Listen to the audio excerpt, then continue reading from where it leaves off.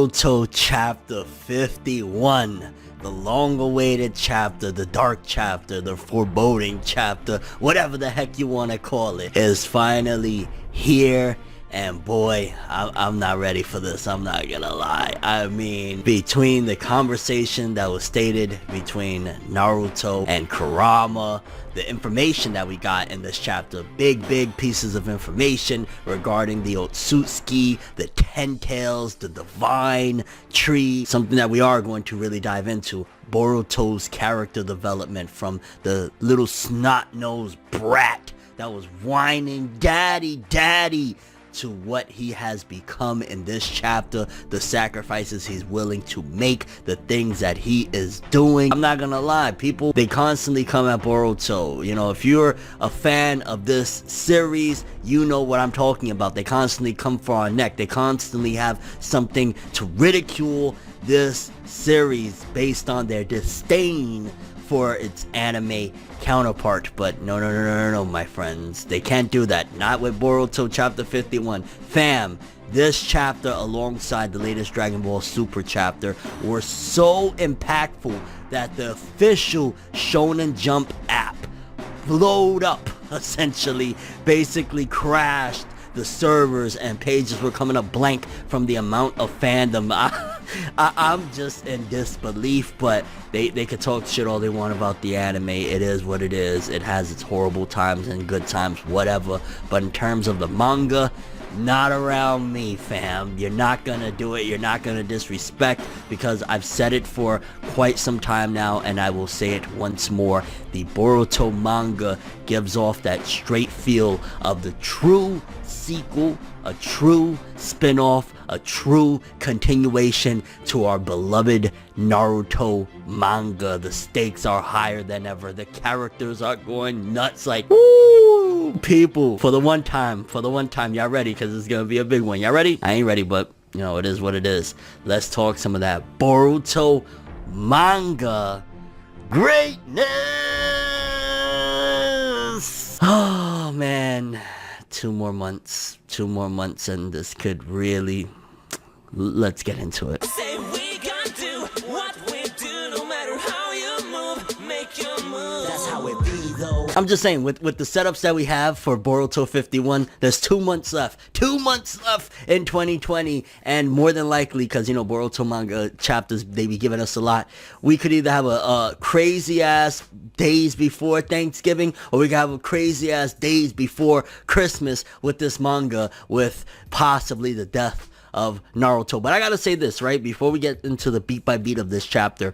If Naruto does not die here, if he survives this battle against Isshiki and he is, like, you know, completely fine, or just, you know, he lives on, so to speak, I don't think they should tease his death any longer. I think that this is the moment right here, this fight, this battle, what the conversation Naruto and Kurama have, and all of that jazz, it's set up and made it so that we're all right now on high guard, going back to those words from Kawaki from the very beginning. I don't need to repeat it, you know what I'm talking about. If this doesn't become the triggering factor and Naruto doesn't die in Boruto chapter, let's just say 52 or 53, whenever this fight against Isshiki Otsutsuki wraps up, if Naruto does not die, I don't want to really hear about it much longer, because it's already, like, really built up and shit like that. It's seemingly showcasing that this is going to be the moment. So if you're going to keep playing with us and not have it happen, let's not go down that rabbit hole, which, again, this chapter was insane. This chapter was amazing. One of the best chapters of Boruto this year. Let's take it from the top. Because the first couple pages of the chapter is Boruto explaining the exposition that we learned from last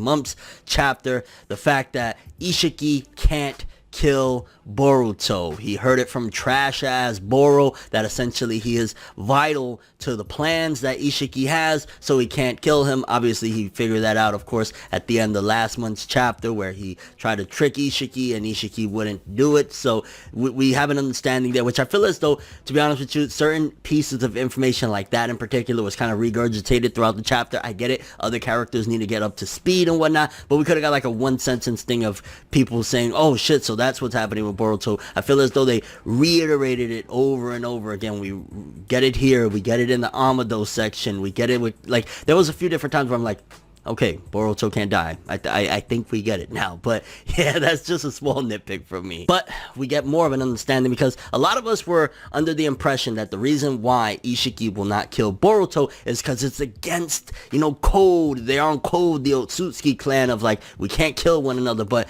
it goes deeper than that because Amato breaks it down, which a very suspicious fellow, and we'll get into that in a second, that the Otsutsuki come to planets that they're going to do their whole little ritual shit in pairs. And the reason they come in pairs is because one of them is going to be there to harvest and look after the divine tree so they can get that beautiful fruit that they're so very, very urgently after. But the other one is going to sacrifice themselves and basically become food to the Ten-Tails in order to get the divine tree going. Which would kind of make sense of the Otsutsuki, the way they've been traveling in pairs. We know that Kaguya showed up with Isshiki. We know that Momoshiki came up with, I want to say, was it Kinshiki, to the Earth or whatever, you know, Ninja World and shit like that. So we know that they've been coming in pairs. I like that there's actually a little bit of an explanation of, it's not just because they don't want to be lonely, fam. There's more of a reasoning to it, and you know, why they came with a significant partner, and that's because, again, they were going to feed the other one. Although with Momoshiki, it makes you really wonder, right? Like, I guess Momoshiki would have ended up having to do the same thing as Isshiki, because don't forget that they fuse at one given point against, you know, Naruto and Sasuke and that whole debacle. But that could have been a desperate measure, like, well, fuck, we might as well fuse and just try it anyway. And then maybe they thought in the back of their mind, same thing as Isshiki, that they could have just done karma eventually to somebody and then return or some shit like that. And apparently Isshiki is disappointed that Boro has been taken out, which the fuck you think? It's crazy because some of the members of Kara, like, again, Amado, and really Kashin Koji and Amado were the two main ones. You know, they were traitors or whatever, but the rest of them were on course for what they was trying to do, which I'm more so wondering, like, why the fuck did these robotic motherfuckers want to get this tree plan going? Like, what was in it for them if Isshiki gets this fruit? Like, did they just want to be like overlords and like, hey, Ishiki's the master of the world and we're with him, even though that would suck up the world and there would be nothing left? Or are they just gonna go as tyrants with these aliens throughout the universe doing this shit? Like, I don't get why Boro or why Delta or any of these motherfuckers, even Code, why are they rolling with this shit if, again, like, the ultimate goal is just to destroy the planet, give a fruit to this guy so you could get a fucking boner and then move forward? Like, I don't know. But anyway, he's disappointed that Boro's boring ass, because Boro was boring. I'm so glad we're a year removed from that arc at this point. But I guess be disappointed. Fuck it, he's dead. Did anyone else get a little chuckle when Boruto's like, yo fam, Genin are legit from Konoha, we legit fam? I'm like, whoever translated this shit, your wording gives me a little bit of a chuckle, fam. But right there, something that I want to dive into, because following that, he puts a kunai to his neck and basically threatens to kill himself. As I said in a spoiler video, and just in general getting more into it, I'll say it again, very, very dark stuff, right? Like, he's threatening to kill himself. But beyond that, taking a deeper dive into Boruto, like I said in the opening of this video, what a developed character. From the snot-nosed brat that didn't want to hurt his hands, didn't want to break his hands or whatever, to be willing to take his own life, scaring the shit out of Isshiki at this point. Because if Boruto were to die, and if you really think about it, obviously they can't do it, they can't allow it for plot protection, but realistically at this point, if Boruto were to die, the only other option for Isshiki, if he can't find Kawaki, would have to be to put karma on somebody else and keep them around, right? So Boruto dying right there would be radical to his plan, if you think about it, which, again, shouts out to Boruto. He's obviously a young genius, so he's concocting all this together. It seems as though, in terms of certain aspects, he is keeping ahead of the herd, even with his father and Sasuke, like, you know, him figuring and deducing that he won't be able to get killed by Isshiki because of his plans. It will disrupt it, him putting the knife. Like, he has come a long way from the little kid that we all hated. We all talk shit about Boruto, said what a fucking shit tier main character he is. Where he's at now, dude is willing to take it there. He's willing to take it there, fam. And again, we come back to Amado explaining more about the Otsutsuki. They come in pairs, so one could be eaten and the other one could harvest the fruit. Although technically they know that they're gonna return, right? Because they usually use karma mark. But that what type of fucking fruit is that? I'm wondering if, like, you know how there's like wheat brownies and shit like that. Maybe there's something in that fruit. Like, you're willing to kill yourself to get this fruit. Like, are you batshit crazy? But it's also very eye-opening, man. Like, the amount of information that this dude Amado has, like, he's not just making deductions. This is shit that he knows. I still, and if anything more so after this chapter and his interactions with Kawaki, which we'll get to, I trust him even less now. Like, there's less and less by each passing chapter, from him being willing to sacrifice Kashin Koji's life, tricking him into thinking, yeah, you could return to basically, no, he tricked the shit out of him sending Naruto and Sasuke potentially to their deaths. I don't trust him. Like, he could be a Otsutsuki sympathizer. He could be even worse. Maybe he has a karma mark himself, although Isshiki would know that, right? I guess so. No, maybe he formally had it, or maybe there's just something about that. Either way, I'm still rolling with it. I've said this a couple months ago, very, very big theory that he is the Kabuto to Ishiki's Orochimaru. He is right now very, very deep, and I would say he's doing it a lot better in terms of being covert as, like, you know, an operation and shit like that. He's doing a lot better than them, but maybe Isshiki doesn't even know that he's covert right now, because again, I just don't trust him at all. Like, he just comes across as shady as hell. Then he even goes back and dives more into Kaguya, which I wonder if we'll see Kaguya return at some given point. That would be interesting. The final villain of Naruto returning. I mean, she's not dead, she's trapped on the moon, so all it would take is some bullshit like, hey, Isshiki knows some divine spell to release her from the moon, and he's gonna give her a second chance or something. But again, it goes back into the stuff that we know of her betrayal, of how she, you know, tried to leave him for dead essentially, and he was just like a fucking parasite inside Jigen's body after her betrayal and stuff like that. Which again, I gotta say, like, fam, the dude that laid pipe on Kaguya, he left her there like she did not want that alien shit no more. She was like, fam, give me that Earth D, okay? I want that Earth D. Fuck all that Otsutsuki.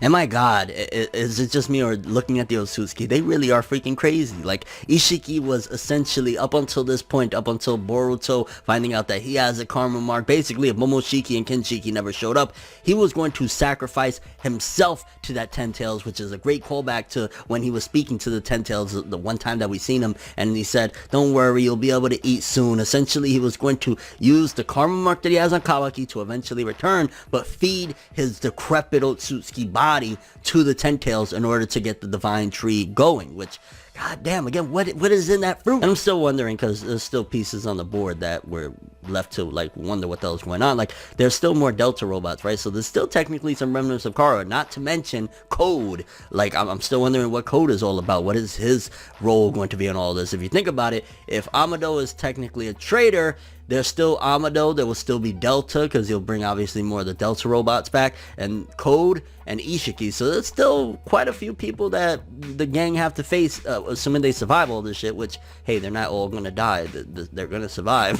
But beyond just fighting Isshiki Otsutsuki. And Sumide deducts that they want to, or Isshiki wants to sacrifice Boruto instead of himself, which, hey, this is like what I was talking about earlier, the fucking third or fourth time at this point Boruto needs to be sacrificed, and Boruto can't die because of this reason. Like, we get it, fam. I mean, it's very important information, very, very vital to the plot and shit like that. Don't need to keep regurgitating it over and over. And I don't get what's the point of giving, like, Sumide dialogue. Like, how much relevance is she really gonna have? I guess maybe he's doing that as like, hey, anime creating studio, this is for you guys. I know you love the character. But we come back to the battle, and Isshiki was like not having it. Like, fam, nah, you about to be lamb chopped for my Ten Tails. And he shrinks the kunai in Boruto's hands. And just looking at Boruto like, I guess your character defining moment there was not happening, fam. And I will say this, I know Sasuke fans are upset after this chapter. People that love Sasuke, they are like, what is going on? Why are they doing Sasuke dirty like this? Because Sasuke witnesses what happens to Boruto, and instead of, you know, having a big moment of some sorts or whatever, Sasuke basically is like, yo, we can't really do shit against him. All we can do is hope that we could time him out to the point that he dies. And Isshiki humiliates him, crashing into him, kicking him in the face, and kicking him into the ground and shit like that. And then on top of that, throwing those cube boulders on him as well. Like, Sasuke, yo, we've come from the days of him being like a demigod, essentially, you know, Sage of Six Path Sasuke and all that shit. And then here, he's getting worked on. And, I mean, yeah, I guess it's a setup for Naruto, which, to be honest with you, the chapter's called Sacrifice, right? And obviously the sacrifice didn't happen in this chapter, which, again, we'll get to it later or whatnot. But who's to say that Naruto will 100% be the sacrifice, just because of the conversation with Kurama about using that mode, which we don't know to what extent is the sacrificial part. It could be that he's allowed to use certain chakras, but if he goes too far, then he'll die or something like that. But who's to say Sasuke isn't getting downplayed now because he's going to be the sacrifice? Just throwing that out there. But Boruto tries to hit Isshiki with a Rasengan, and yo, the brutality. Isshiki twists and breaks Boruto's arm right there. Yo, Boruto's gonna be walking around with them Hashirama DNA cells and shit, because holy shit did he just snap his arm right there like a motherfucker. I was like, damn. And then to add insult to injury, Ishiki's like, yo, just don't get it twisted, fam. It's not like I'm in love with you or some shit. Like, I will hurt you. Like, you're food, that's it. And once again regurgitates the information, telling Boruto, hey, since you're familiar with the plan, yeah, I'm going to feed you. You are food to my plan. And I'm just like, alright, I think we get it. Boruto's supposed to get eaten in Ishiki's place. I get it. And then we dive into even more conversation about Boruto getting eaten, with Amado talking, basically saying that if Boruto were to stay alive, yeah, or I think Sumide first says it, like if Boruto was to stay alive, he'd become an Otsutsuki, and Amado says, yeah, a powerful one at that, but the reason they want to feed him or whatever and get this fruit is because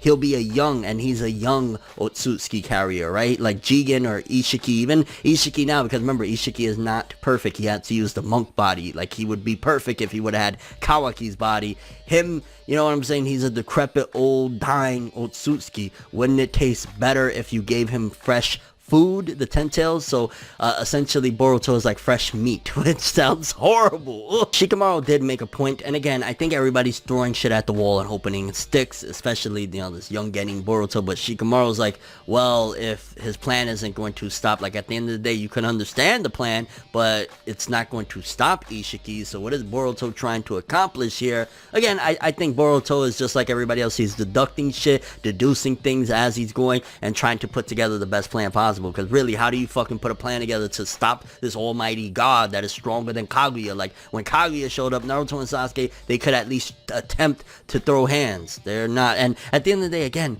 where's Kakashi? Where's, I'm gonna keep on saying that, I don't care if it's annoying. Where's Kakashi? Where's Lee? And I've said Mike Guy, and people are like, he's in a wheelchair. Have you seen Mike Guy in his wheelchair? Again, a bit, it's anime only stuff, but one of the writers, I think both of the creators actually of the Boruto manga, not Kishimoto, he's not involved. I think he just checks it once in a while, whatever, but they work closely with the anime. And if you've seen Mike Guy, he still can throw down in his wheelchair. In fact, there's a novel I have back there that I started reading because I've been checking out like the Naruto novels more. Mike Guy can move around in his wheelchair. He can throw down in his wheelchair. So, and if he needed to go 8 gates again, which we don't need to get into that whole fiasco of the bullshit of him surviving it, but there's so many people in this village. The previous Hokage, Tsunade, like, there's people that can throw down. Why aren't they there? Where are they? Like, you don't think Kakashi knows that this is all happening right now? He was a part of the battle against Kaguya Otsutsuki. Why isn't he here with his students? Like, imagine the whole world is ending and Kakashi's like jacking off reading a fucking novel right now. Like, what are you doing, fam? Then we cut to Kawaki, which I gotta give it to Kawaki because that's me right now. He grabs up Amado and says, yo, fam, how much of this is all according to plan, you Aizen wannabe motherfucker? Like, what are you doing? Because yeah, like what Kawaki says does make sense. Like, yo, if Naruto and Sasuke die on this battlefield,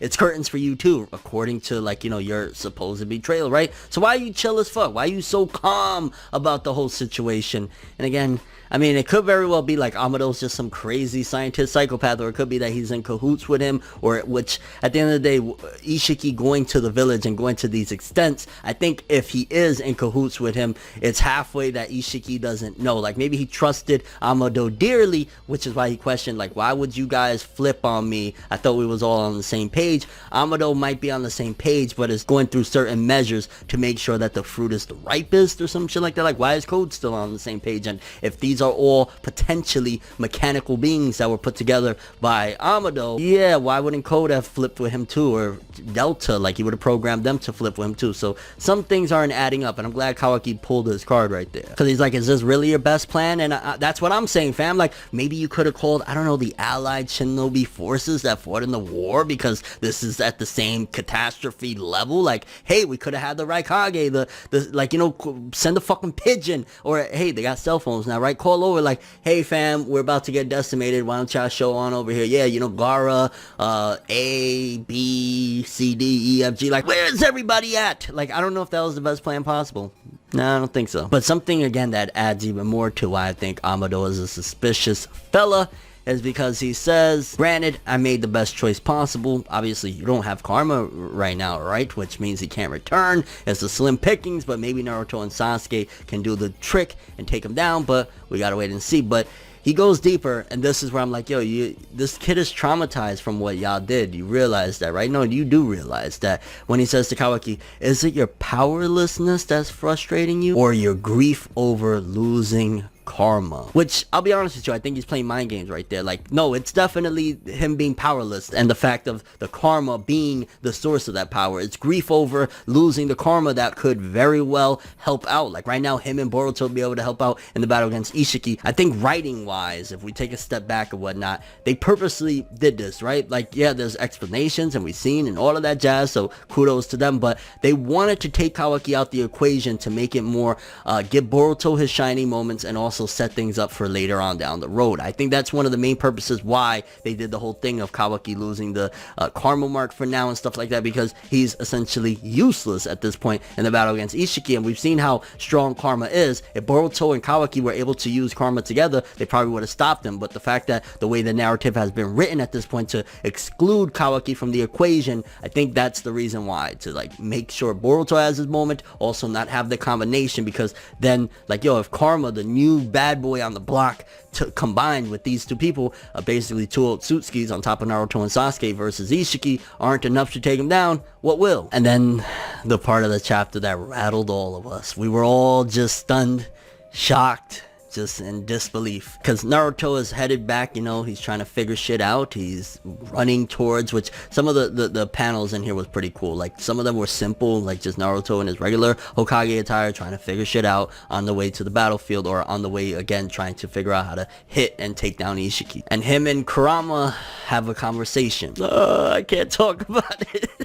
Because he can't sense any chakra at all. A lot of it is due to those cubes that is disrupting the flow of chakra and shit like that. But Kurama's like, yo, so what's your plan, fam? And essentially Naruto's like, well, I'm gonna hold on to him even while I'm dead there. As long as we could time him out and make sure he doesn't continue his plans, I will die for that. I will basically be the dead Hokage there holding on. Followed by Kurama saying, well, so you don't have a plan, fam.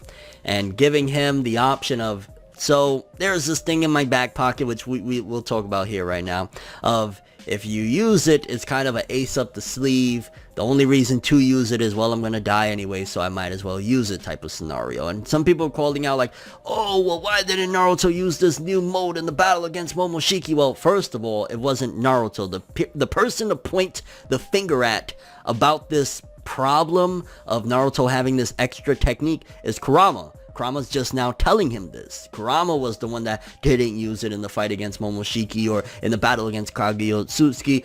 Let's look at those two incidents isolated. Kaguya Otsutsuki, Naruto was powered the hell up. Probably Kurama thought like, yo, Big Daddy Sage of Six Paths mode isn't enough to take, what the fuck, we're gonna sacrifice ourselves. So I think that was the main reason why Kurama didn't offer it at the time. Again, this is an idea that obviously they just came up with. Let's be realistic or whatever. But in terms of fitting it into how it makes sense is, again, he had the Sage of Six Paths power. That was probably even stronger than this power, this ace up the sleeve, so to speak, that Kurama just, you know, came to Naruto with the idea of, hey, we could use this. And then in terms of against Momoshiki, first of all, he expended a ridiculous amount of chakra just to try and hold things off at the time. And in the first battle that they had, Naruto used a ridiculous amount of chakra, and it wasn't uncertain of like if he could kill them or not. Like, they just started the battle, so Kurama's not gonna say, hey, we're not sure if we could kill them or not, but let's use something that could kill us. So again, not gonna happen. And then by the time the second battle against Momoshiki rolled around,